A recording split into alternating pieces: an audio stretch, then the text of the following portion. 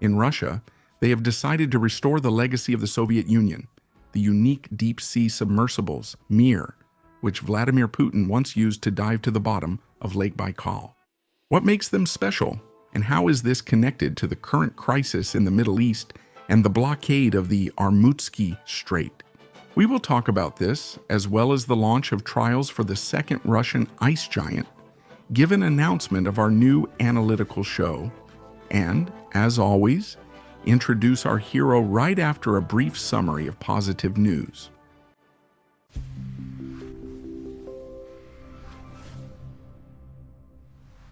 Serial production of the multi-purpose Sparrow 15 drone bomber has started in Novosibirsk. The Moscow Innovation Cluster has launched Russia's first full-cycle testing center for robotics and unmanned systems. An assembly and testing center for microchips has been opened in Moscow. In Izhevsk, electronic modules for telecommunications equipment are being produced. A refrigerator factory in St. Petersburg, formerly owned by Bosch, has been relaunched. An import substituting production of isoflurane has been launched in Omsk.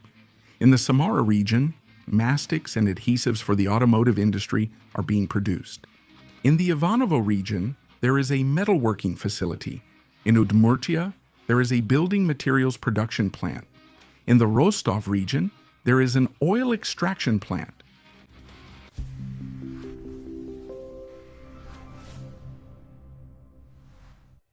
The Russian Institute of Oceanology has signed a contract with the Rubin Central Design Bureau for the maintenance of the Mir deep-sea submersible, with the goal of further repairs and returning it to operation.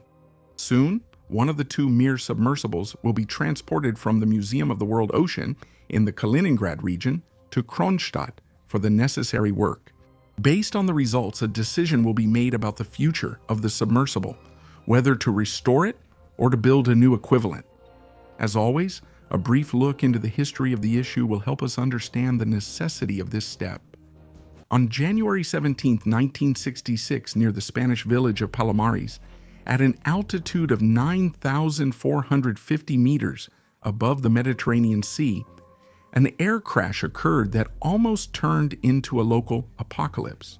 An American B-52 bomber collided with a KC-135 flying tanker during refueling. As a result, the tanker was destroyed along with its crew, and the bomber broke apart, with only a few crew members managing to survive by parachuting out. But on board the B-52 were 4 thermonuclear bombs, each with a yield of 1.1 megatons of TNT equivalent, which is dozens of times more powerful than the bombs dropped by the Americans on Japanese cities. 3 fell to the ground near the village. The 4th one fell into the sea. The explosives in 2 of the bombs that hit the land detonated and scattered nuclear material around the area. There was no chain reaction, and fortunately, there was no nuclear explosion. However, the consequences of contamination in this region of Spain are still being dealt with to this day. But the bomb that fell into the sea posed the greatest threat, not because it could explode, but because Soviet intelligence agents could have been the first to get to this latest secret development. It took the Americans 80 days to search, and they managed to find it with the help of the manned deep-sea submersible Alvin. This was a great success, as well as confirmation that this type of equipment is suitable for carrying out such critical missions. At that time, such submersibles were not being built in the USSR.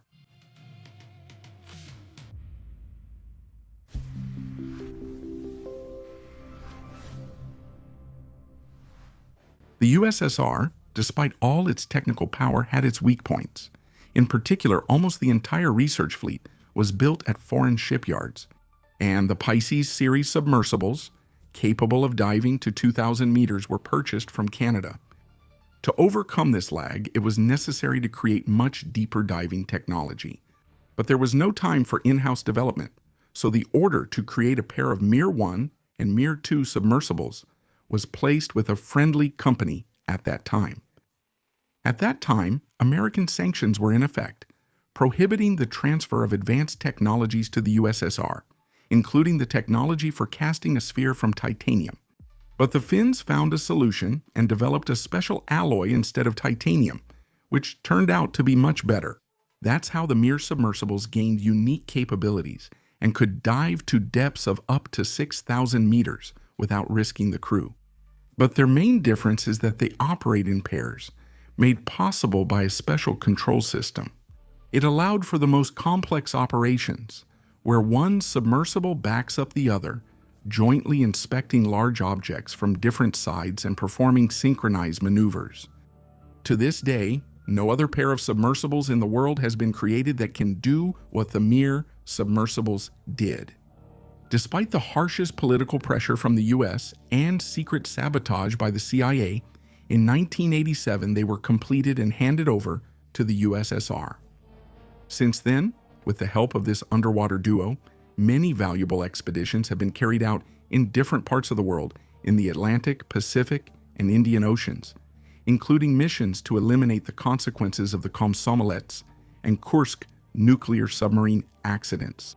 In 2007, the Mir submersibles entered the Guinness Book of Records by making the first ever descent at the geographic North Pole to a depth of 4,300 meters, where they planted the Russian flag. The Mir submersibles took part in the filming of the movie Titanic, directed by James Cameron, and descended to the sunken liner. On August 1, 2009, Vladimir Putin made a dive to the bottom of Lake Baikal with their help, and the American Center for Monitoring Advanced Technologies called the Mir submersibles the best manned deep-sea vehicles on the planet. Unfortunately, by 2015, this technological marvel was mothballed and transferred to a museum for storage. The country entered a new era and reduced the number of important but costly scientific expeditions. Fortunately, it appears that the vehicles can be restored, and now this issue is starting to be taken seriously. So why and why now?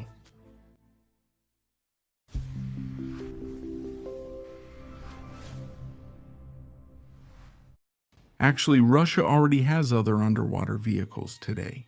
For example, Vityaz D, created by the same Rubin Design Bureau, which has now been tasked with inspecting the Mir.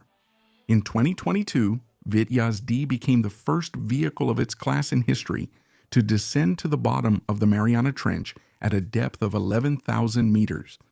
But it's an unmanned vehicle, and still many tasks can only be accomplished with a person on board. However, we also have the multifunctional console of Project 16811, or its modernized version, Rus, which are capable of diving with people to depths of 6,000 meters and more. However, they are under the jurisdiction of the Navy and are engaged in their own secret work. But for civilian tasks, we simply don't have any suitable vehicles. But why are they especially relevant now? Take a look at what's happening in the Persian Gulf, the blockade of the Hormuz Strait, and the equipment.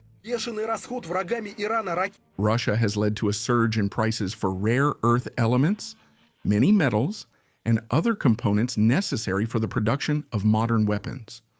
And even if the conflict ends soon, it will be necessary to use the Persian Gulf to replenish depleted reserves, taking into account the new realities, so high demand is guaranteed for a long time. So, one of the main achievements of the Mir submersibles is the study of so-called black smokers, active underwater hydrothermal vents that eject a cocktail of chemical elements such as cobalt, nickel, cadmium, zinc, gold, silver, and others under pressures of hundreds of atmospheres. Moreover, their concentration is 10 times higher than on land. Although humanity does not yet know how to extract them from the ocean, in the future this will become possible. But first, further study is necessary. In addition, the Mir submersibles will allow us to continue exploring the Arctic seabed and justify our claims to the richest reserves, not only of metals, but also of oil and gas. Regular shipping problems in the southern seas, even if the current blockade ends, increase the relevance of our northern sea route. And this requires further study of the underwater terrain to lay safe routes, maintain the underwater cable and pipeline network, and other tasks that only this unique pair of mirrors can handle. That's why their restoration will be a very beneficial event. Of course, it would be possible to build new vehicles, but that's a lengthy and more expensive process. And is it really necessary?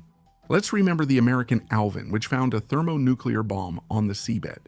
It was built in 1964, and you might be surprised, but it's still in service.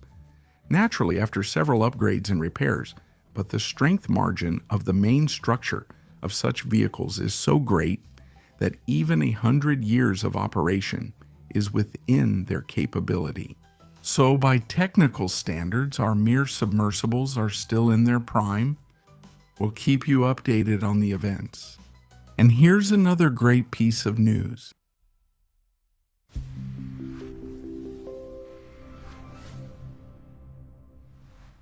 The new Russian ice-class Ark-7 LNG tanker, Konstantin Pasiet, has started its sea trials. In episode number 695, we talked about the first tanker of this class, Alexei Kosygin, setting off on its maiden commercial voyage. This means that Russia was able to overcome the sanctions on its own and complete the construction of a very complex vessel. Now we see that the second gas carrier of the project has gone out for trials. And this shows that the key technologies have either been successfully mastered in serial production or replaced. The news is especially relevant because of the ongoing Middle Eastern crisis, since huge volumes of LNG are now trapped in the Gulf, and there is a line for Russian resources. The shortage of ice-class tankers capable of transporting our gas from Arctic plants via the Northern Sea Route was a serious obstacle to the development of trade. It's all the more satisfying to see how Russian engineers have once again proven that there are simply no unsolvable problems for us.